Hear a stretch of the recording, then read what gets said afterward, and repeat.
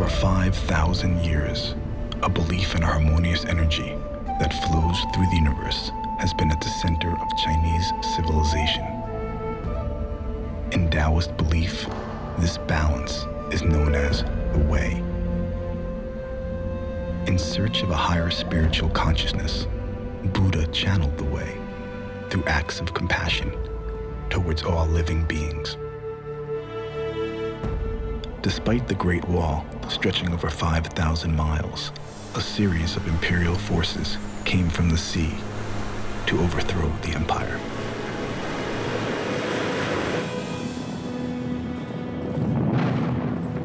After World War II, the foreign powers withdrew from China, and a civil war broke out, culminating in the Nationalist Party's defeat at the hands of the Communist Party. Chairman Mao took power and led the party on a systematic campaign to destroy traditional culture, religion, and spiritual values, turning neighbors, friends, and even family members against each other. The state eliminated anyone who did not believe the Communist Party to be the all-powerful and only voice of the people. Tens of millions were killed and starved to death. Mao declared that all power came from the barrel of a gun, and the party had all the guns. Today, despite the facade of economic progress, China is still controlled by the same ruthless regime. In their latest round of persecution, the lives of millions of peaceful citizens are being destroyed. This is the story of a former Communist Party member and a Chinese-American businessman who defy the state as they embrace an ancient spiritual practice that transforms their lives and will help free a nation.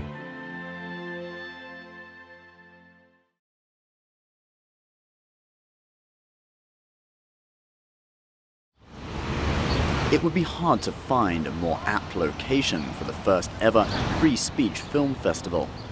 Across the road from Independence Hall in Philadelphia, at the American Philosophical Society's Benjamin Franklin Hall, the Free Speech Award is being handed out.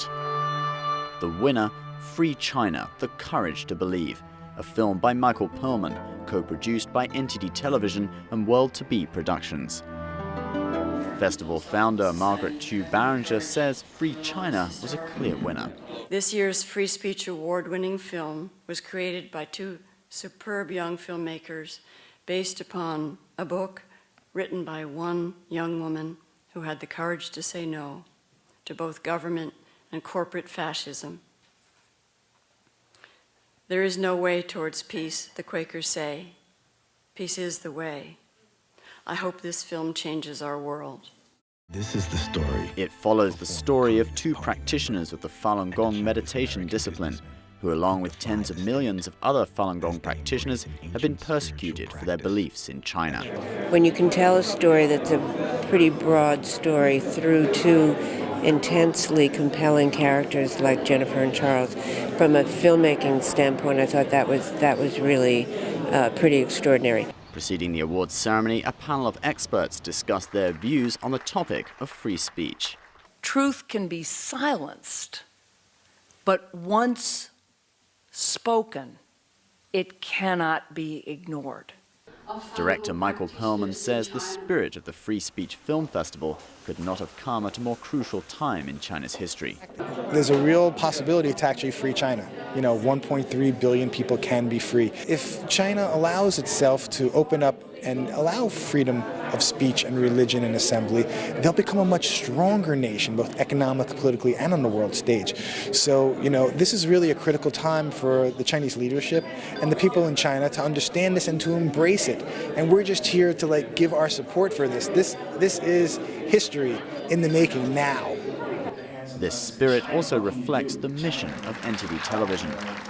It's part of our mission to really spread the word about freedom of press, freedom of speech. That's why the platform of NTD exists.